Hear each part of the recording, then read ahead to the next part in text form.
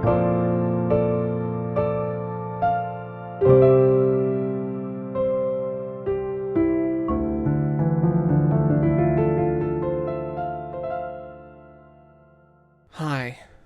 welcome to Talking at No One, the show where I, Aloney, hang out by myself and write the impossible, because I need to write it right now.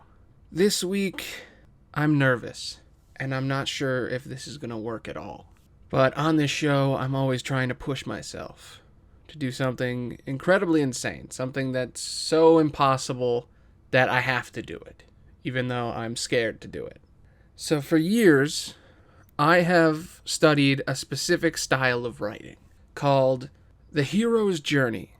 Joseph Campbell, he created this thing called the monomyth. And it was the idea that every story that mankind ever makes that's worth telling has the exact same points that happen. The exact same plot points happen throughout the entire thing. And it's been changed a couple of times. More famously now, Dan Harmon's Story Circle takes that whole idea and squishes it into, a couple of sentences. I tried to make my own, The 7 Questions, which I have an entire show about, which is less like a hero's journey monolith thing and more just a way for me to tell stories easier when I'm talking with a friend. It's not really supposed to be for anything else. But I've recently learned that there are many other blueprints for writing stories. I already knew about Save the Cat and a bunch of other stories written more recently, but apparently at the same time as the hero's journey, other ideas were developed that have kind of not become as mainstream. And they are still used, but very rarely and for very specific purposes. And the one I'm most interested in right now that I'm trying to really understand, it's called the Heroines Journey. So there's the hero's journey, but then there is also the heroine's journey, which doesn't have to be about a female character. And I don't know all that much about it. I've just seen the bullet points, I've heard a little bit about it, looked into it a little bit, and I just wanted to play with the ideas, kind of like how I did a lot of the hero's journey stuff. Because when I was younger, I learned the classic story arc thing, the rising action and all that. The 3-act structure of, there's a beginning, a middle, and an end, and there's a rising action, and there's a climax, and you kind of get beyond that when you start actually writing real stuff. And Hero's Journey is just sort of extension of that, and there's arguments on what amount of acts you should use. I like to use 4, where you do the first act, and then you do Act 2, you split it in half. So it's Act 1, Act 2A, Act 2B, and Act 3. Or you can just call it 1, 2, 3, and 4. I think when you look at it, I've taken a lot of stories and broken them down mathematically and tried to figure out the most balanced way a story can flow. And I think the 4-act is the best. I tried 5 for a while. I tried 3. I think 4 is great because it's kind of perfect. But I don't know anything about Heroine's Journey. Barely anything. I basically just have a bulleted list, and I'm going to try to follow it. But because this is Talking at No One, I can't just do that. I got to do even more impossible stuff. So I thought, hey, I've been watching a lot of Disney movies lately. What if I wrote my own Disney movie? So that's already hard. And then I was like, well, this Heroine's Journey thing is interesting, so maybe I can use that for something. And then I was like, I've always wanted to see gay Disney princes, and it never happens. So I'm like, how can I combine all 3 of these into a nightmare that's either going to be way too short a video or way too long a video? This podcast is either going to be insanely short or incredibly long. I don't know how I'm going to make it a normal length. But I've been thinking about this idea for days, and I'm stuck, and I've been kind of nervous to record this because I'm not really sure that I know what I'm doing or that I really should be doing this at all. But I need a podcast to come out this week, and I don't have any other ideas. So this is my Disney movie. Now, I've been thinking about it a lot, and I based some stuff on my own personal life and tried to create, Disney characters that I would like to see. And I've come up with a couple of characters. So what I'm going to do is I'm going to go through this list of what I've created so far. Then I'm going to go through the heroine's journey, and then I'm going to try to mush them together. So here's the idea I came up with. I have a couple of characters that I wanted to develop, and I don't want to just do my 7 questions thing where I ask the questions and go through it, because that would be easier and that would get me done with this faster. but I want to really try to give this shit some justice, to really go in, really care about this idea. So I basically have a couple of characters I've come up with, and I want it to sort of fit into this heroine's journey archetype thing. And a good example of a heroine's journey movie that I've seen like fairly recently is Beauty and the Beast is supposed to be a heroine's journey, which is part of the reason why I wanted to look into it. Because if you try to break that down into hero's journey, it doesn't work. And it's because it's not written that way. So, here are the characters I've come up with. For this main character, I came up with this character named Ashton Crow. I think it's a cool name. I think Crow is a cool last name, and the story revolves around the Crow family. So, the main character's name is Ashton. He's a creative type, he's a playwright, he's an actor, and he's sort of a fancy man in a non-fancy place. And then we have his brother and his father, who are both named Shane. There's Shane Sr. and Shane Jr., and they are the Crow family. And the basic premise of the movie that I'm trying to build is I want to follow this character, Ashton, as he goes through the heroine's journey. And then I also kind of want to do a romance thing on the side with a male character and try to get this gay Disney prince dream we've always wanted, even though neither of them is a prince. I just want a Disney movie. I just want a movie like Frozen and Luca that's like blatant. I'm definitely not going to top Luca because that's my favorite Disney movie now. But whatever. So that's the main family. The father is an everyman, and he's a hero to the town, and he keeps everything running. He's the gravedigger. That's like his main job. He also cuts firewood and brings it and sells it to everyone around the winter times. So he keeps everyone's houses heated. He keeps all the graves nice and tidy. He cleans everyone's lawn. He's the miscellaneous town worker that keeps everything going. Ashton's brother is a guard that works for this sort of a medieval time, and he's kind of like a cop for medieval times. And the reason he does that is because their grandfather was a soldier. So the idea is that there's very patriarchal themes in this, and I want it to be all about, the heroine's journey is all about masculinity and femininity, so I wanted to play into that. So the idea is that his father is a man's man, and his brother is following his father's and his entire family's footsteps as a man's man, and he doesn't belong in that family, and that I also kind of wanted him to be adopted. And the idea is that this Ashton dude does not feel that he belongs, and he wants to fit in, but what he needs is to find where he truly excels. He needs to stop trying to fit in with these people and fit in with people more like him. Or he needs to accept who he is and understand that he doesn't need to be like other people to connect to them. I don't know. It's a little too close to my own personal life, to be honest. But that's sort of the vibe I was going for. So the basic premise of this entire thing is that Ashton must fight against himself to find where he truly belongs, at home or in the city of shining lights, telling stories and entertaining the masses. And the log line for the entire story is, when his father is framed for stealing from a duke, Ashton must track down the treasure with the help of a streetwise rogue named Johnny. Now I wanted the love interest to be the exact opposite of Ashton in every way, but also kind of in common. So I came up with a ridiculous name. I just came up with Johnny. To be honest, I kind of based it on Johnny Five Aces, this mythical internet character that isn't really that important to explain. If you know who it is, you know who it is. But I called him Johnny Ace, which is such a stupid name. But whatever. This movie is written for 13-year-old me. So if it seems terrible, that's why. And I want the big bad guy. I've always wanted the big bad guy in any movie to be a pencil-pushing bureaucrat. Like some kind of tax man, or like an IRS guy. Somebody in charge of money, an accountant or something.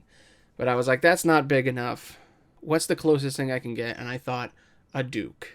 Dukes are always synonymous with money and greed and being assholes. And they're kind of like the medieval equivalent to sort of a powerful and rich asshole. So that's sort of the idea I have right now. And I definitely wanted to write some songs for this at some point, even though my music sucks and I never feel good enough writing an entire song. I do want to eventually, in some table reads down the line, maybe make some actual music with this. And I've thought of some song ideas, and I definitely want to start it with like a super manly work song that everybody's singing about the dad. I really have that idea stuck in my head. That's the main inspiration for this entire movie. Is that I love the songs where it's like dudes with deep voices at the beginning of a movie. Like in the beginning of Frozen, they have the ice cutter song, which is really fucking good. And then in the beginning of The Hobbit, they have the mountain song. I really like those like deep, like super deep work song things. And I wanted to come up with, a bunch of different. I really just wanted an excuse to write a bunch of Disney songs, but I'm not going to be doing that in this one because it'd be impossible to do quickly. And also, I'm nervous enough as it is. I don't need to add that on top. So that's the sort of idea I have. Family, they're manly men. One of them isn't a manly man. He wants to tell stories and act and play pretend, and he's more lighthearted, and he's too soft for the world. And he has to fight both society and himself, and he's going to end up saving his father by being who he really is. That's the idea. So, from what I've seen of the heroine's journey, this is what I've gotten so far. Okay. In the beginning, there's a lot of... Every time I see this, there's like different interpretation. Just like with Hero's Journey, all the points sometimes get muddied, and you see these like posters with like different descriptions of what each of the things is. But the general consensus of what I can tell is I kind of want to compare this to the hero's journey just so I understand it more. In the hero's journey, there's the idea of the other world. And the idea of a story is you start in one place that is safe, and then you go someplace that is magic and different, and then you come back to the place that is safe, and you have changed. Usually you want something, and then at the climax of the story, you get that thing, but then you are tested in whether or not you learn the lesson, and you end up losing everything so that you can actually get what you really wanted, what you needed. And then you go back home, and you're like, yo, I won. That's the point of most stories. Now, the heroine's journey, from what I can tell, still has that. But instead of this mystical world being a place you go to fight external threats, it's a place you go to fight internal threats. It is no longer the other world, it is the within world. So in the heroine's journey, it's very gendered. It talks about feminine and masculine, and it's called the heroine's journey for a reason. Because it's originally designed to write stories about women breaking from society and embracing both their femininity and their masculinity in order to become self-actualized. It's about women fighting the patriarchy. It's the basic idea of this entire story structure is that society is imposing some sort of archetype or ideal on a main character, and they have internalized against this ideal, and they have to understand it, accept it, and embrace the parts that are good and subtract the parts that are bad. So at the beginning of this story is the separation from the feminine. And based on my, 3 days of research, from what I can tell so far, the basic idea is that someone acts a certain way, and society doesn't like that way. So they change to make society happy. And that is what the separation from the feminine is. So in this instance, our main character, Ashton, is an effeminate, indoorsy guy who doesn't like the rough and tumble, doesn't like to fight, doesn't like to do hard-working manual labor. He likes all the things that he's not supposed to like according to society, especially in medieval times. But this is sort of that Disney medieval where it's not really medieval, it's just sort of fantasy time. It's basically just like a D&D universe. But in this case, he's going to have to realize that he's different from everyone else and that he has to change to be like them to make others happy. Then, in the standard hero's journey, from what I can tell after this, you're supposed to do a bunch of things checked off a list. You're supposed to be in a normal world, you meet them in their haven, their safe haven, everything's good. Something happens that calls them toward the adventure. There's a catalyst that happens, some event that sets off all these things going off. And then the inciting incident is what that catalyst caused. It's the big event that happens, and everything breaks crazy and goes nuts, and they are forced to save or to do the thing. Usually in between those two, they'll have the refusal of the call, where they basically say, okay, I don't want to be a hero. I don't need to do that. Then they usually meet a mentor that's going to be with them for a long time, like Obi-Wan kind of thing. And then they cross the threshold. So whenever I'm writing, I always think, okay, what's their safe place? And that's where I get all my 7 questions from, is I come up with the cast and the idea, like the concept, the cast, get the basic idea. And then I go, all right, where are they when they start? What is the safe place? And then how do they leave that place? Which is what this is. It's crossing the threshold. And in Heroines Journey, I'm not seeing a lot of detail in this. I see identification with the masculine and gathering of allies, leading up to the road of trials. Or, in a different words, there's so many little descriptions of this. I really should go read the official book and get really in depth, but I just wanted to get into this. But alright, let's stop getting heady. Let's get into the actual story. So, I want to start it with, we meet Ashton, and we need to learn where he fits into society. So I want to have my workman's song, which is going to show us how Ashton fits into society, and how his parents fit in as well. Is how his father, his brother, and him fit into the hierarchy of the town. And I want to follow basically how the town sees the father, how the father sees the town.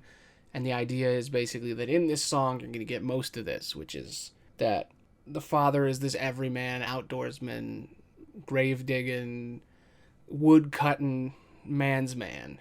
And everybody respects him, and he's a pillar of the community. But his son is weird. And his son is off, and his son isn't like him. So we're going to get this sort of vibes of the 3 characters, which is the father is loved by everyone in the town. He's very important. Pillar of what you should be.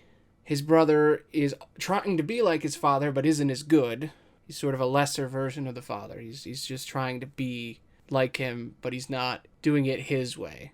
And then Ashton's whole thing is that he falls behind all of them, and he just doesn't fit into this society. So, why would he be like his father? Like, what event would occur to make him reject the feminine? That's what I need. So we immediately in the beginning, we're going to understand, okay, this is who Ashton is. He's a hippy-dippy, music playing, story writing, acting, feminine dude. And his family is not that. And everybody loves his family, and people think he's weird.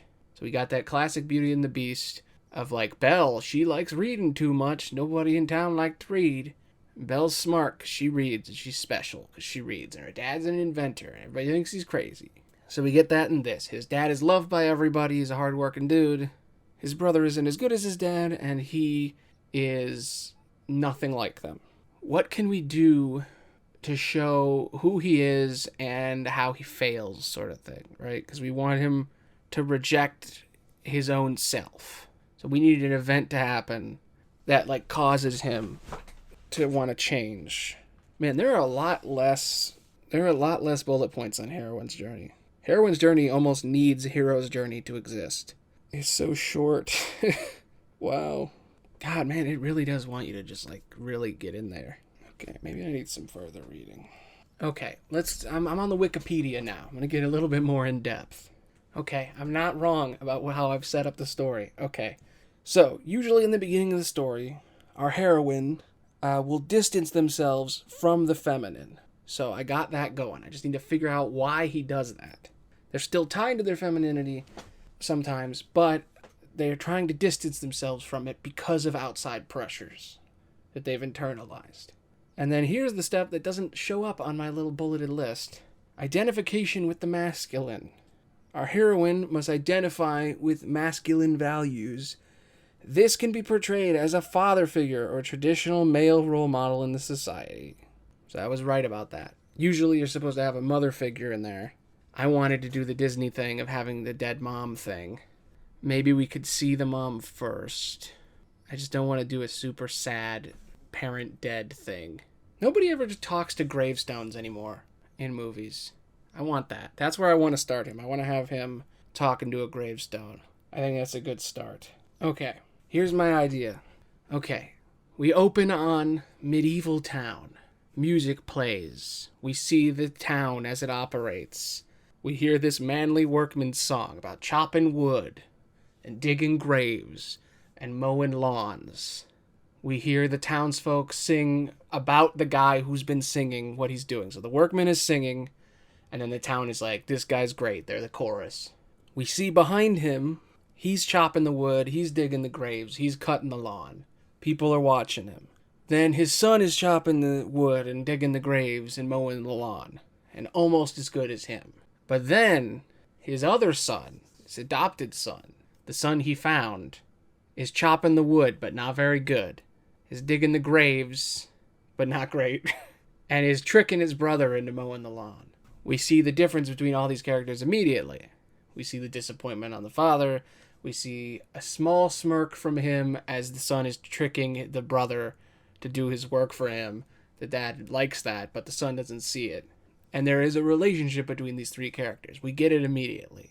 Two sons want to be like their dad. One of them tries really hard. The other one isn't good at any of those things and decides to do their own thing. We get that song, good to go. I immediately want to cut from that straight to Ashton just explaining, not in an exposition-y way, but I want him to just be complaining about everything. I want him to be like, I hate this place. I suck at chopping wood. I can't dig a grave. I trick Shane into doing my work for me, and that's kind of fun, but I'm tired of doing all this. I just want to tell stories. I just want to sing. I just want to dance. I just want to go to the City of Lights. I don't want to be here anymore. I never fit in here. And I wish somebody could just help me out, could just tell me what I should do.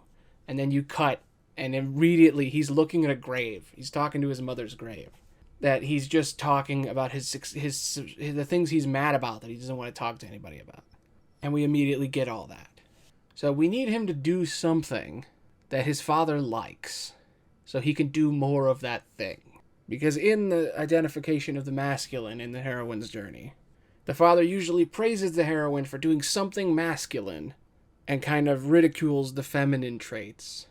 That way, they're sort of incentivizing the person to be like, yeah, you like all that non-manly stuff, but you're doing this one thing and we really like it when you do that. So I think we need to get more of the two brothers together, and then we need something he does that makes his dad happy that he will then continue to do. And I think these should come from two different traits. I think his fast-talking, manipulative side, which is a more feminine trait in media at least, the way he tricks his brother into doing stuff. I think that's his real strength, is his ability with his way with words and his way with story, with understanding people and story, and all this feminine stuff is him understanding the world and then being able to understand people because of it. So I definitely want that to be a thing he's good at, but I also want something manly that he's good at. And I think I'm just going to pick something like shooting a bow and arrow. He's somehow good at that, and that's the one manly thing he's got. So that's enough for him to be like, all right, I'm going to do this thing. Okay, so he's talking to the grave, and there's no answer, and he's just sitting there and he's talking to himself. And then I want his brother to just pop up right next to him. And his brother is literally digging a grave 5 feet from him. And his brother is just going to pipe up and be like, are you done? We have things we need to do. And we can follow their sort of list of chores they do throughout the day. So the two of them can work together, and we can get a lot of interaction between them and see that one brother does all the heavy lifting and then one brother does all the talking. And that the older brother does a lot of the harder work because the younger brother is sort of tricking him. But he's not really tricking him. The older brother is just doing it because that's how it's always been. I want their relationship to not be mastermind and strongman. But I want it to be he picks up the slack, but it's more fun because his younger idiot brother is there to entertain him. So he's fine with it. So the two of them are doing chores. The older one's doing most of the work, and then the younger one is making him laugh and entertaining him, which is enough for him to go, all right, fine, I'll do the chores kind of thing. Okay, here's where I want to establish the overarching villain, which isn't just the Duke, but it's society in general. It's money. I want money to be a big villain. So what I want to establish is they're doing the chores, and then they make it home, and there's a debt collector at the door. In that moment, we're finding out about all this, debt stuff, and Ashton's learning about, oh, maybe we're kind of screwed about this whole Duke thing. Something's going on. The father owes money to the Duke. Maybe the business isn't working as good as they'd think. And he kind of gets the guy to leave, and then he asks his dad about it. And he's like trying to ask his dad. And while he's trying to ask his dad and his brother, maybe they're like hunting or target practicing, maybe.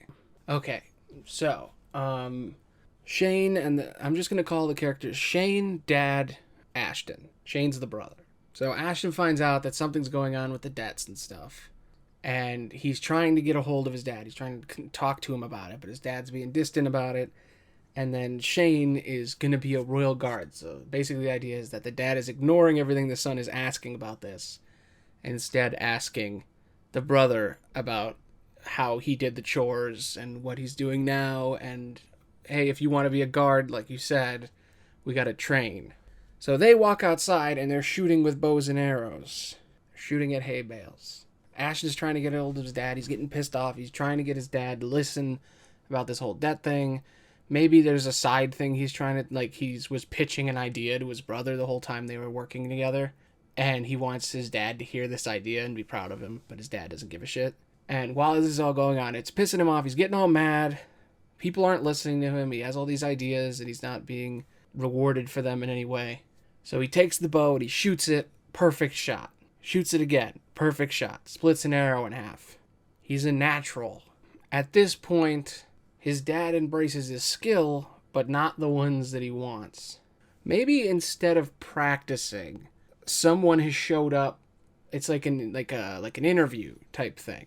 So like they're all at the shooting range, all three of them, and there's a fourth person there. It's a recruiter for the guard.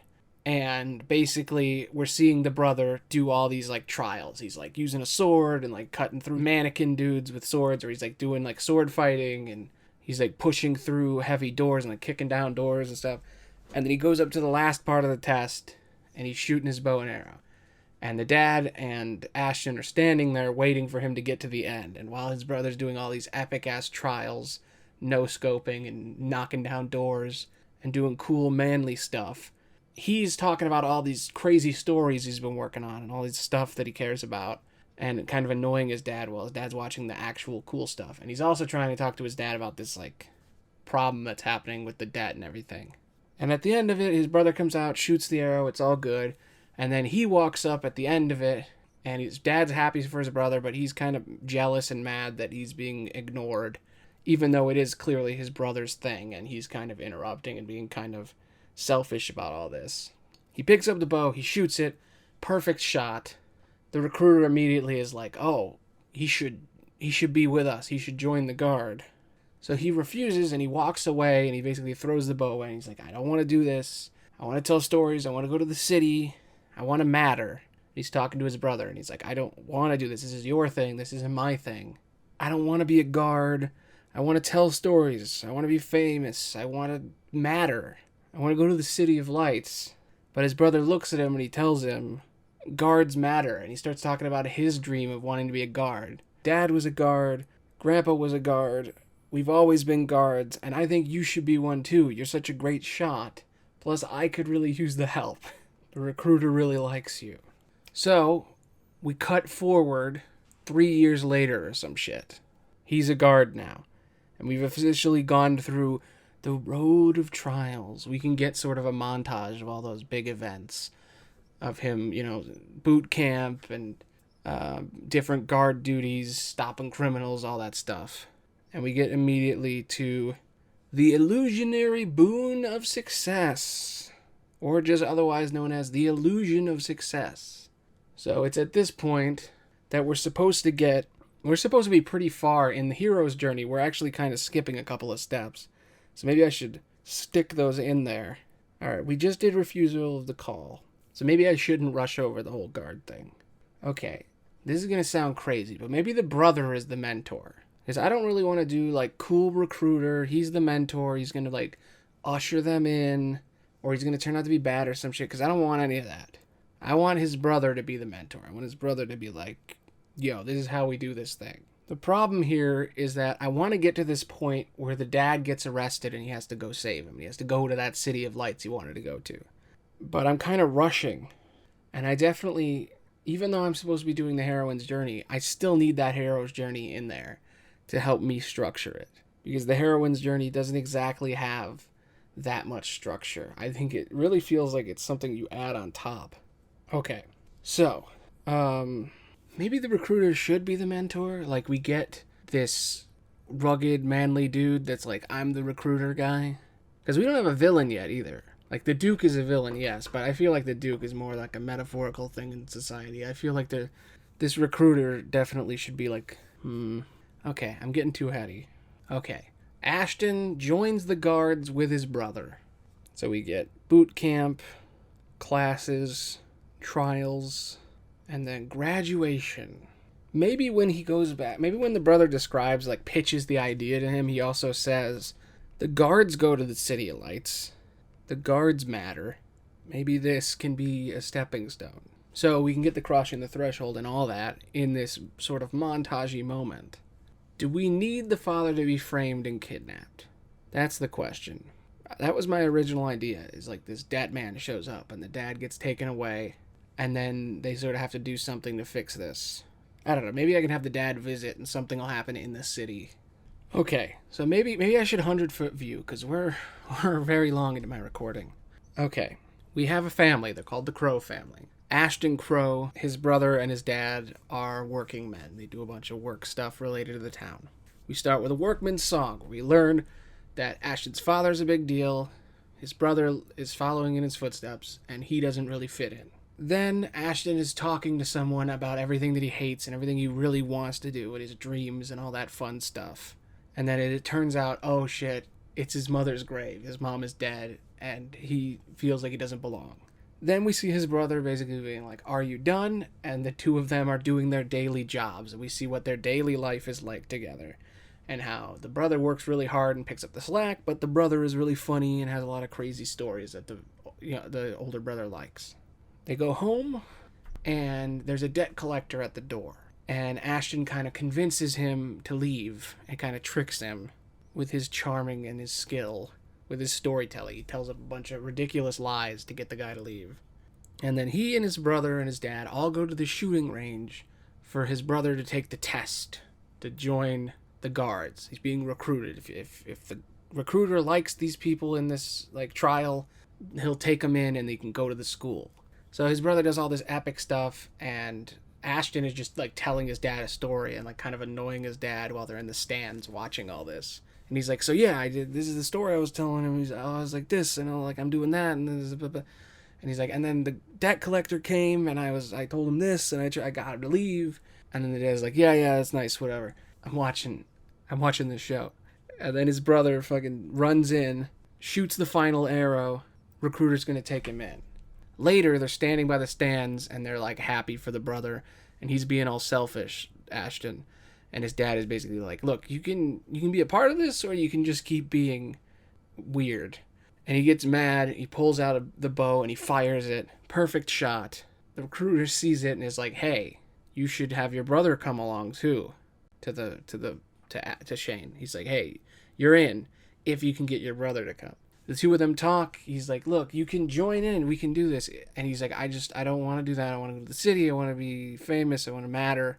And then he says, guards matter. Guards get to go to the city. If you join with me and you help me through, then we can both go to the city and get everything we want. So he says, fuck yeah. They all join the guards. They both bond. We go through all this, like, boot camp and trials, and we get to, like, this whole 0 to hero sequence of them being like, all right, we're awesome.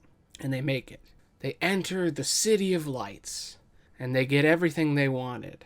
And they get an epic song about the city and how cool it is and cultured and exciting. And they get to talk about the carriages and the public transportation. And we get all these fun little jokes about cities and city life, but in like medieval times. And then after all of that, now they're in it, and they've made it. Everything's great. He's gotten exactly what he wanted. His life is awesome. But deep down, he's not getting what he really wants. Maybe we can hint at the sexuality thing here a little bit. Okay, so Johnny gets everything he wants. His brother is happy. He's happy. He gets to take acting classes or something. He gets to be in the culture of the city. And he's temporarily happy. And they're both at a bar, and his brother is like trying to get laid or something. And he's kind of uncomfortable about being a guard and being in this whole heteronormative situations. And then he sees this guy Johnny in the window. And we get the meeting with the goddess, otherwise known as the Descent. crisis falls upon the heroine, and the masculine traits they have learned fail. The crisis can be death in the family, mental or physical disability, or loss of self-identity. Here, the heroine must reconcile with their feminine side. The hero meets with the goddess figure who represents all the positive values of femininity that she left behind. After this meeting, she is inspired to return to femininity. That is so unbelievably perfect with the idea I already had. So yes, Johnny is the goddess in this situation. Johnny is this sort of feminine, wisecracking, charming, like street thief. And he shows all the storytelling skills and the acting skills and all the skills that Ashton has that he never uses, and he's using them to get what he wants. This guy, this Johnny dude. Okay, instead of a bar, I want this to be like a ball, like a royal ball or whatever. Okay, here we go. This is where the story's gonna pick up, baby. This is it. Oh my god, I am so happy that I did this. Okay. Man, the process really does work, doesn't it? Okay, his brother is happy. He's happy. They're at a ball for the royal guard. They're officially members of the guards of the city. They're finally like their grandfather and their father before them. They've done everything they wanted. And they're in this epic royal party. And he is incredibly uncomfortable. He doesn't feel like he fits in here either. Which he thought he would fit in here, but he doesn't. And his brother is fitting in just fine, but he's like dancing really bad. And he's kind of awkward, but he's just going with it. And he's just sort of there. Ashton's just kind of there for moral support for his brother. And that is when he dances with Johnny. This mysterious, suave, fancy dude shows up and crashes the party and sneaks in. And he's actually there doing something shady, but he doesn't know what it is. And there's sort of a Batman Catwoman vibe going on. And at that exact moment, the party is amazing. Johnny's great. Everything's going great. Ashton is finally happy for once. And then boom, the doors kick open. Or maybe we do like a hangover, like he wakes up the next morning. How do we get the father into this situation? Because I was going to be like, the door gets kicked open and then someone runs in and they're like, your dad is being put to prison for stealing from the Duke or something. But I don't think that works. I don't think the Duke thing is going to work now. I was going to have Johnny like steal something and it's their fault, so they get in trouble for it. But I don't want Johnny to be the bad guy. I don't want him to be the source of all of it. I think his dad should be at the ball. That's what we'll do. So, he's dancing with Johnny. He's at this ball. His brother's there. His father's there. Everything's great. And then suddenly he notices Johnny up to something, sneaking off. And he follows him, and he finds out, oh, he crashed the party, and he's not really here. And the two of them kind of hit it off and actually dance, like, outside. Maybe that's where they actually dance. Like, they're not allowed to dance inside. But he sort of is dancing with the dude in sort of, like, this sword fighty kind of dance. Like, maybe they will get, like, he's going to catch him. Like, that's what we'll do. So, he is chasing after this Johnny dude. They're fighting in the streets behind the thing. And then they start dancing slightly, and there's sort of this tension. And then, boom, doors open to the main ball, and something has been stolen. And everybody runs out, and they're like, oh, the Duke's gold has been stolen. The golden diamond, or whatever. The golden diamond.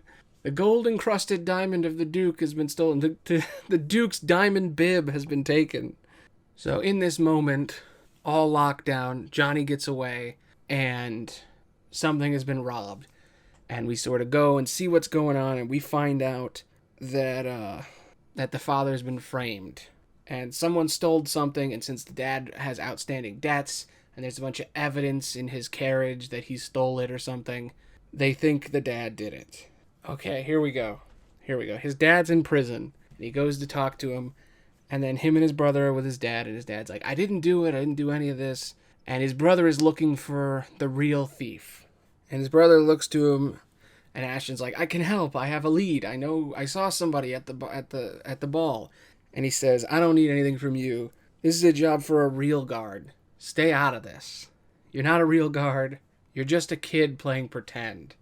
Ooh, and that cuts to the core. And it also shows him that he isn't really this masculine man that he was trying to be. He's someone else, and he needs to embrace that.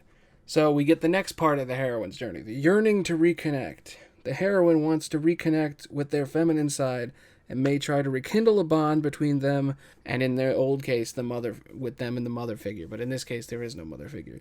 They may also try to go back to their previous style of living. However, they will discover that they are not able to return to their old lifestyle they once lived. However, they will see that their old traits and values from a different perspective. Oh my god, this is fascinating. Heroines Journey fucking slaps, dude. Reconciliation with the masculine. Another crisis falls upon the heroine, and they must look inward and understand the masculine part of their identity. They will recognize that there are positives and negatives to their masculinity. God, that's fucking fascinating. The next stage involves healing the unrelated or wounded aspects of their masculine nature as the heroine takes back their negative projections of the men in their life. This involves in identifying the parts of themselves that they ignored, their health, their feelings, refused to accept their limits, told them to tough it out, or never let them rest. It also involves becoming aware of the positive aspects of their masculine nature that support their desire to bring their images into fruition, which basically just means make their dreams come true. Help them speak their truth and their own authority. And then finally is the union, which is in the final stage. They will fully accept and understand both sides of their true nature. They will find a balance between both sides and actively work towards keeping that balance. They must become a spiritual warrior that demands that they learn the delicate art of balance and patience for the slow, subtle, and integration of the feminine and masculine aspects of their nature. Okay. After his brother tells him that he's not a real guard and he's just a kid playing pretend, he's broken and unable to help. And Ashton goes into the underbelly of the city where he sees Johnny again. And he recognizes what is good about himself in Johnny, the things that are good about him that Johnny has in common. And he realizes that those things aren't weaknesses, they are strengths. He also recognizes with his sword skills and his bow and arrow skills that he isn't just a weakling, that he's so much more. That because of his brother basically tricking him into helping him out and being a guard and learning how to be a guard, he bettered himself and he became more like his brother and his father. But now that he understands the parts of himself that they don't have, he can use all of those things together to save his father. So in the end, Johnny and Ashton team up and steal back the diamond bib from the recruiter, saving Ashton's father. And in the process, they also work with Shane, and they all reconcile, and everything works out. In the end, he saves his father, and he learns the truth. That his father always loved him, and that it's okay to be annoying and quirky and flirty and tell stories. And that it doesn't mean that he's not like his family. And he learns how to fight with a sword, and he's a pretty cool badass. The end. Sort of. I like it. I like what I've come up with, and I think it's an interesting story. There's a lot of room in there to work with. There's still a lot of things that need to be done to make that a full story. I can definitely see, using the hero's journey, that there's some pieces missing. But I think that's a pretty good concept and, overall plot. So to sort of simplify it, we have a guy named Ashton whose brother and father, he doesn't relate to them. And he's got all these skills, but they're not recognized. And then he accidentally gets his brother hired to be a guard because of his skills. So together they become guards so that he can go to the City of Lights and achieve his dreams. And then in the city, they're all happy, and they have this big royal banquet that they're at, and their father's there, and everything's great. And he sees this shady-looking dude, and they kind of fight in the street behind it all, and they kind of dance a little bit together, and then boom, the doors open. Turns out that his father's been framed for stealing from the Duke, and his brother runs off to save him himself, and he learns that his brother basically says at him, trying to protect him, that he's not a real guard, he's just been playing pretend this whole time. And all this work he did to be more like his brother and his dad, all this manly shit of learning how to fight and doing all this, masculine stuff, that none of it mattered, and everyone still sees him as who he was. So he ends up embracing those things, teaming up with Johnny of all people, who everyone else would also not like, just like they don't like him. And together, they get the thing back, prove the father's innocence, and get the brother to join them, and they all take down the recruiter that basically got them in the first place. Turns out to be bad. He's the one who stole the stuff, and they end up taking everybody down, and his father finally tells him that he loves him, basically. I think that's good. I kind of want to add a subplot that I originally had where I want the Duke to be the one behind it all. It's like an insurance thing. Like, the Duke lost something, it was stolen from him, but it turns out it wasn't. He just gave it to the recruiter, and the recruiter made it seem like he got it stolen, so he would, basically insured it and make an insurance scheme. I know it's such a weird thing to throw out of nowhere in like a medieval, like, fantasy Disney thing, but I don't know. The Duke being the bad guy in the end, because the Duke and the recruiter, I just think that's fun. I always want to put in like anti-corporate messages. But yeah, his dad was framed by the Duke to make it seem like he stole because he owed them money, but actually they were just screwing him over so they could make more money. I think that's good. I think that's a really cool story, and I can't wait to write those songs. There's the manly cutting wood one, and then there's the time in the city. Maybe we'll get a montage song too, and doing chores. Maybe there'll be a song for that. Maybe Ashton will get a song about how he doesn't fit in. Johnny will definitely get a cool ass song. I definitely want him to have a bigger part, but I mean, he's the goddess in the story, so he doesn't really get a lot. He's basically the Princess Leia, if you think about it. So to go through the heroine's journey, you got the separation from the feminine, which is him saying, okay, I'm not going to be, who I am. I'm going to be a guard. There's the road of trials where he's learning to be a guard and he's helping his brother do it. Then there's him at the ball. Everything's great. The illusion of success. Then there's his descent into the underbelly of the city, having lost his father, whose father's in prison now, and he wants to save his father, but he doesn't know what to do. And then there's him and Johnny truly meeting. He reconciles with his feminine side, reincorporates his masculine side, and then unites them and saves his father. And then if you looked at it in the hero's journey, he's living in the simple small town. His brother's going to get recruited and moved to the big city. He also gets the opportunity to move to the big city, but he doesn't want to do it because he wants to go there for his dreams, not for his brother's. His brother and him meet the recruiter who basically brings them in there and trains them. They cross the threshold and they go to the city, and they've made it. I might have to add a little bit more in here for like their fun times in the city. It might be more than just one song. It might be a couple of little things that happen, like friends, like side characters might come in if I add more. Approaching the innermost cave is the ball, and then the ordeal, the big event that occurs, is his father going to prison. And then because this is a heroine's journey and not a hero's journey, instead of the reward, the road back, the resurrection, and the returning of the elixir, which is basically just them getting what they wanted, but then it turns out everything's bad, so then they gotta go back, and, all is lost, and then they win, and then all that stuff sort of happens at the same time in a heroine's journey here. But I'm sure I could reorder things if I needed to. But yeah, I really like this. I'm glad I did this. And that's the story. We should probably give it a name, shouldn't we? And also, this isn't Gay Disney Princess. As much as I wanted it to be, I guess I'm going to have to do that at a different time. But this is more about embracing who you are, but also learning from others. I'm just going to call this episode The Heroine's Journey. I don't know what to call this movie. Ashton Crow, The City of Lights, The Guard and the Thief. I actually kind of like that. I don't know. Ashton Crow is a pretty good name. So, thanks for listening. If you liked this, please give Apple, YouTube, and Spotify a reach around. Do all the things that they like. Subscribe, review. Please give us reviews. I know no one's actually listening to this right now, but maybe in the future someone will be listening to it. So please review this podcast. Give us 5 stars so we can spread. And I hope you enjoyed me rambling nonsensically at myself, trying desperately to write a movie that no one cares about. Anyway, thanks for listening. Bye.